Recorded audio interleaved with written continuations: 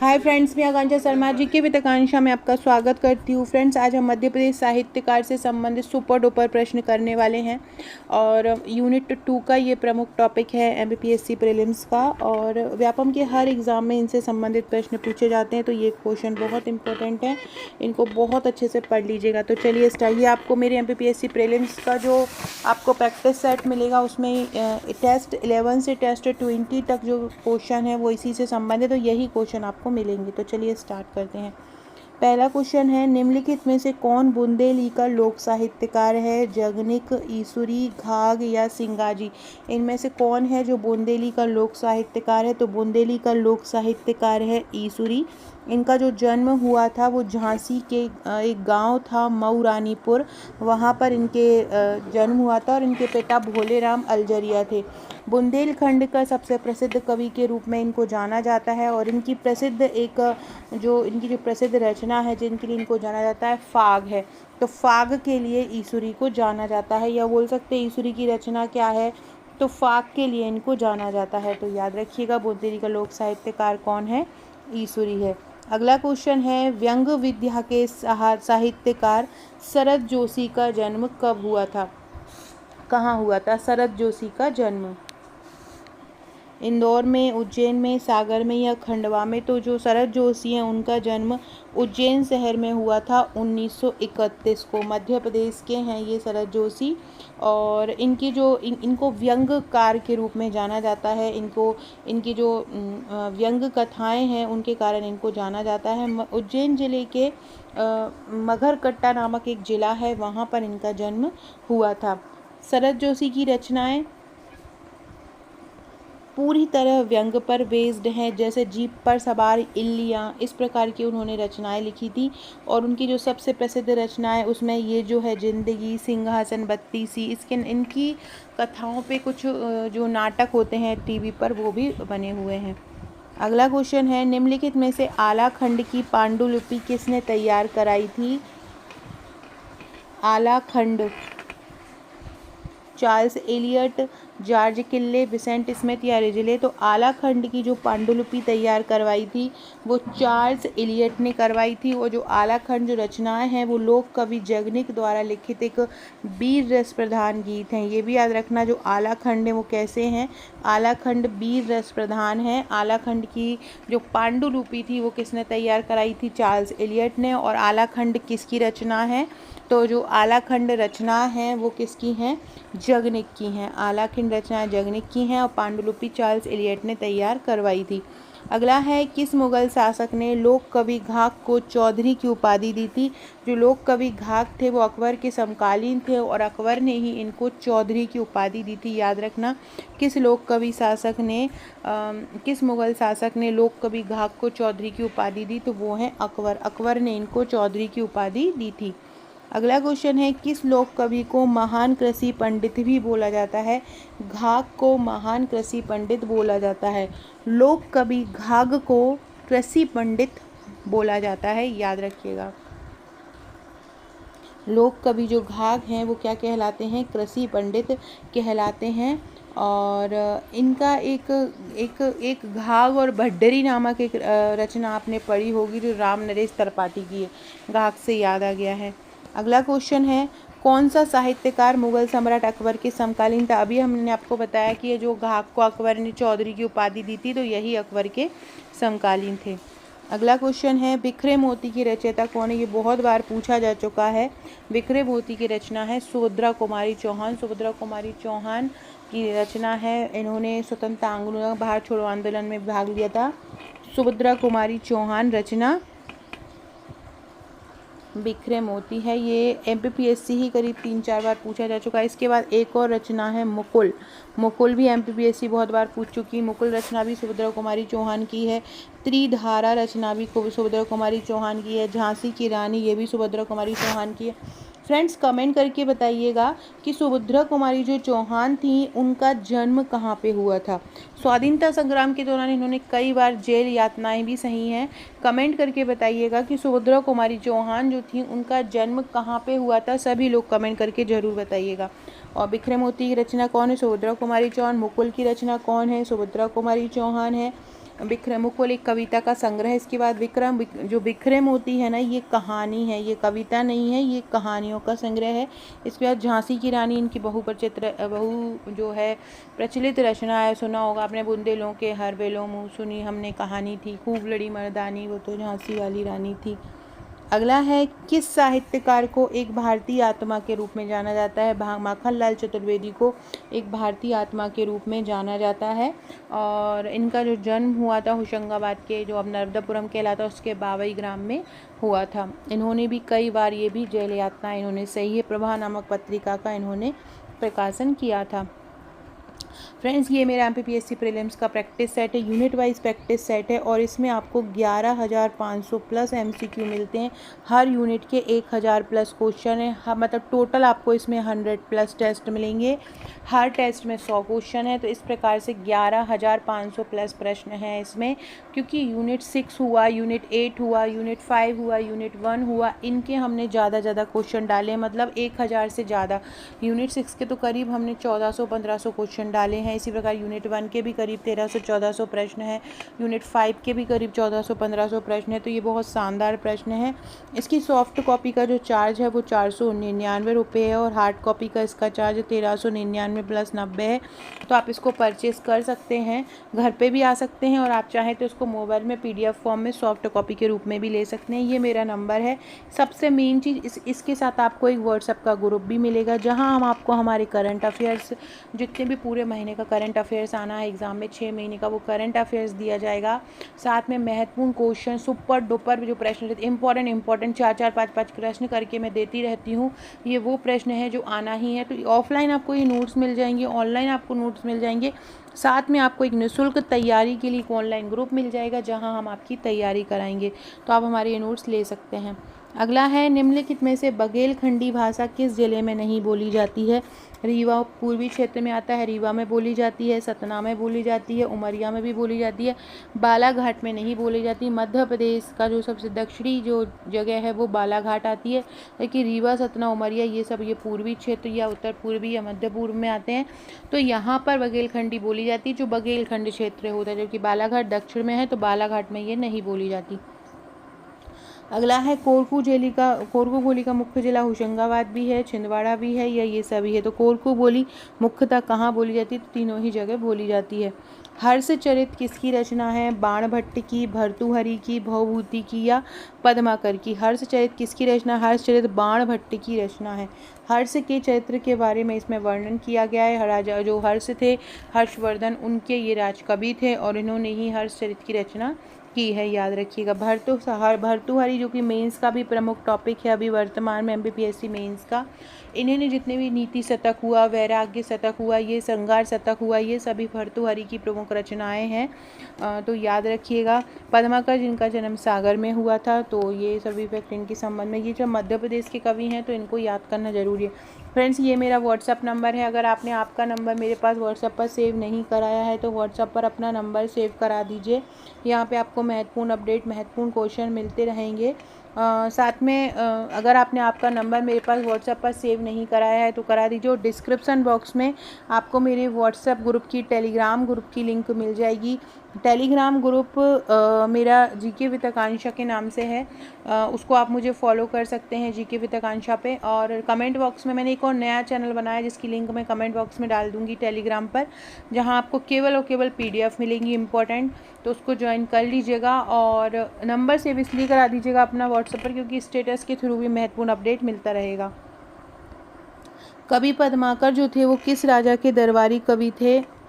तो कवि जो पद्माकर कवि थे वो दौलत राव सिंधिया के भी थे, प्रताप सिंह के भी थे, जगत सिंह के थे। तो ये सभी इसका आंसर हो जाएगा। ये सभी इन सभी के दरबारी कवि हुआ करते थे। संत सिंगाजी किस क्षेत्र के निवासी थे? संत जो सिंगाजी थे वो निमाड़ क्षेत्र के कवि थे। संत सिंगाजी कहाँ के थे? संत सिंगाजी जो थे वो निमाड़ क्षेत्र के कवि थे। अगला क्वेश्चन है, कालिदास के किस ग्रंथ में दुष्यंत और शकुंतला की प्रेम कहानी का वर्णन किया गया है? तो कालिदास का ग्रंथ है अभिज्ञान शकुंतलम। अभिज्ञान शकुंतलम में दुष्यंत और शकुंतला की प्रेम कहानी का वर्णन किया गया है। ये कालिदास द्वारा रचित ग्रंथ है। विक्रमोर्वशी भी और मालविकाग्निमित्रम भी कालिदास की रचना है। मेघदूत भी कालिदास की रचना है। अगला है, कौन अर्धमागधी अपभ्रंश से जन्मी पूर्वी हिंदी की बोली है?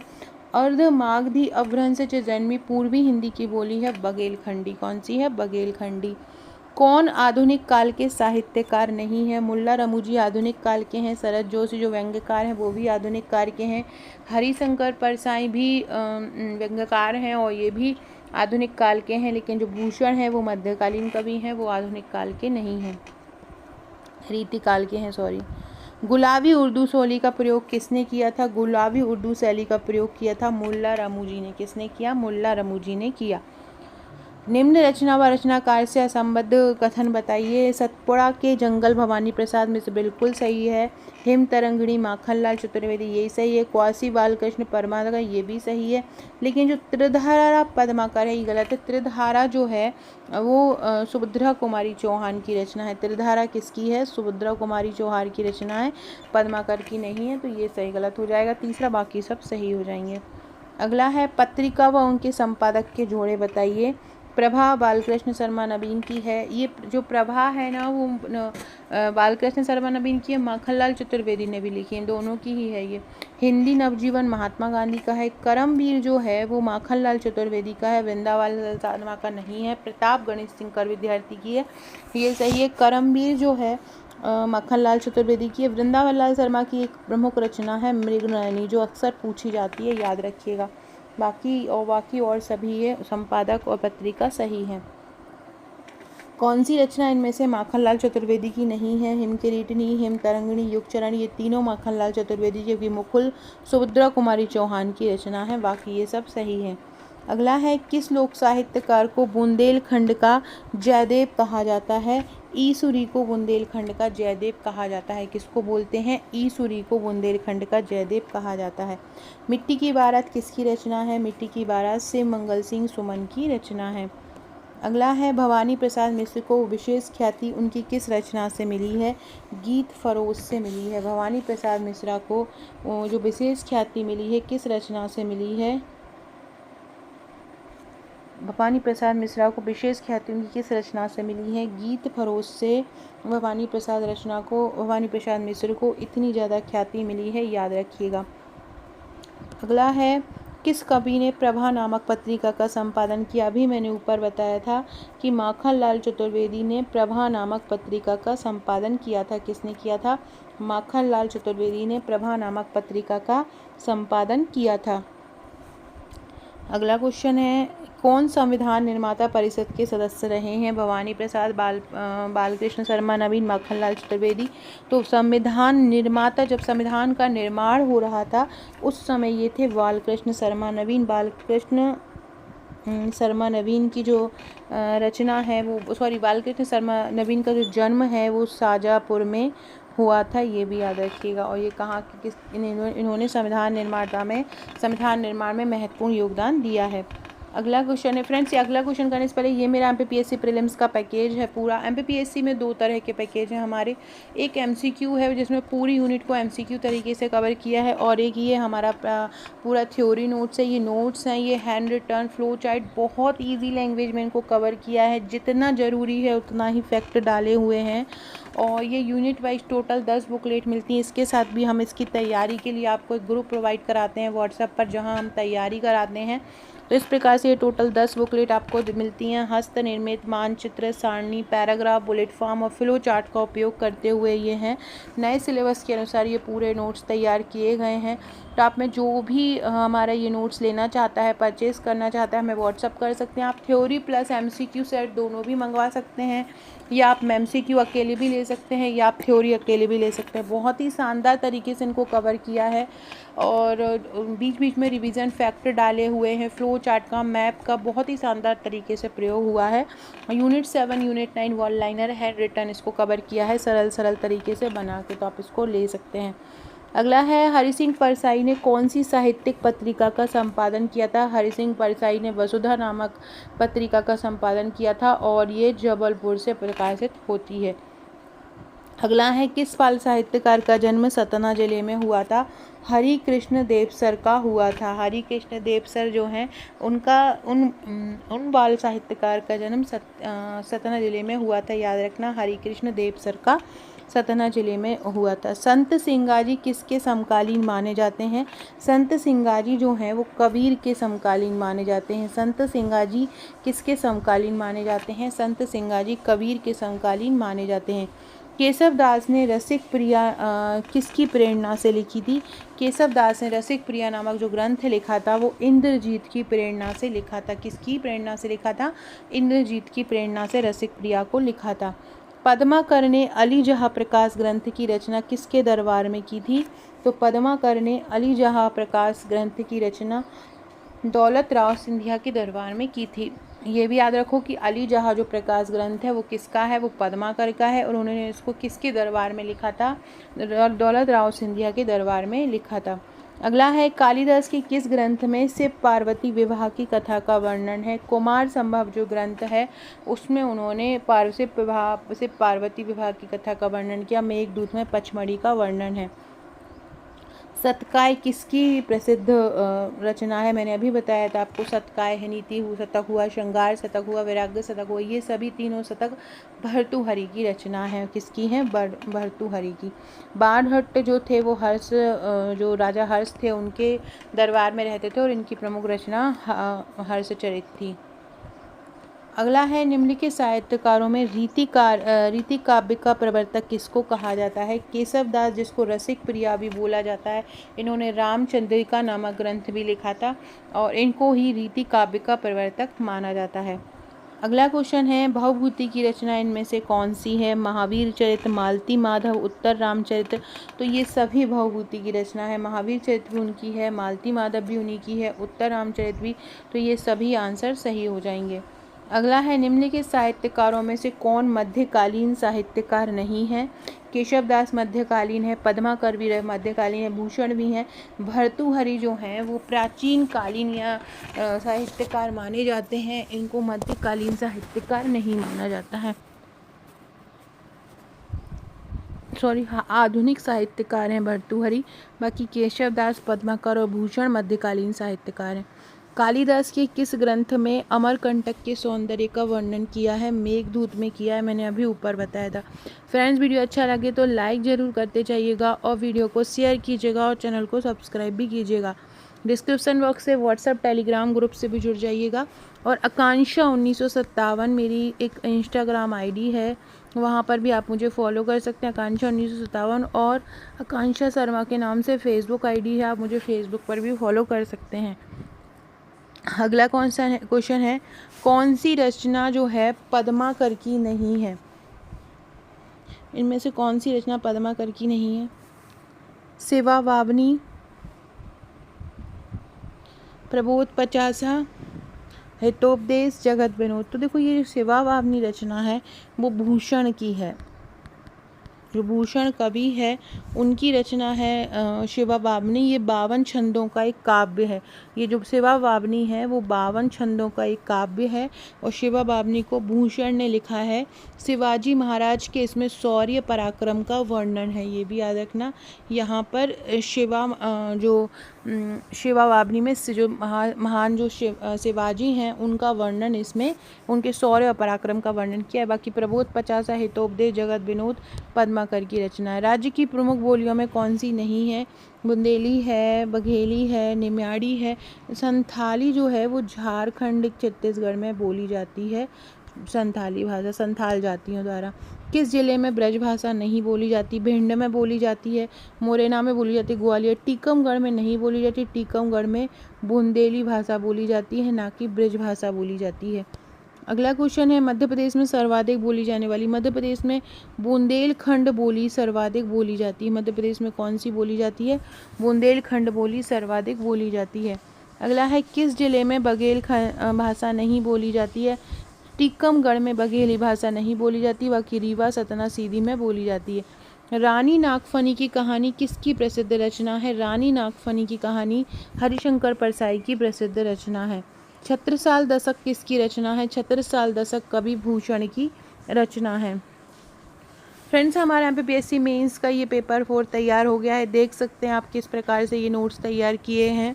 समग्र व्यक्तित्व, ये राष्ट्र का निर्माण वाला टॉपिक है। ये इस प्रकार से प्रश्न उत्तर कवर किए गए हैं बहुत ही शानदार तरीके से। इंट्रो, फिर उसकी विषय वस्तु, फिर उसका निष्कर्ष डाल के हर टॉपिक के मैक्सिमम जितने प्रश्न बन सकते हैं उनको कवर किया है। लगभग पेपर 4 में 1000 पेजेस हैं। पेपर 5 तैयार हो रहा है, पेपर 6 तैयार हो रहा है और समाजशास्त्र तैयार हो रहा है, जो आपको 8-10 दिन बाद उपलब्ध हो जाएगा। तब तक आप हमारे ये पेपर 4 का नोट्स परचेस करना चाहें तो कर सकते हैं। पेपर 4 में आपको टोटल 4 बुकलेट मिलती हैं, जिसमें 2 बुकलेट बाइंडिंग की हुई मिलती हैं, जिसमें पूरा यूनिट 1 टू यूनिट 4 है। एक बाइंडिंग में पेपर पार्ट 1 का और दूसरे पार्ट 2 का यूनिट 1 टू यूनिट 4 है।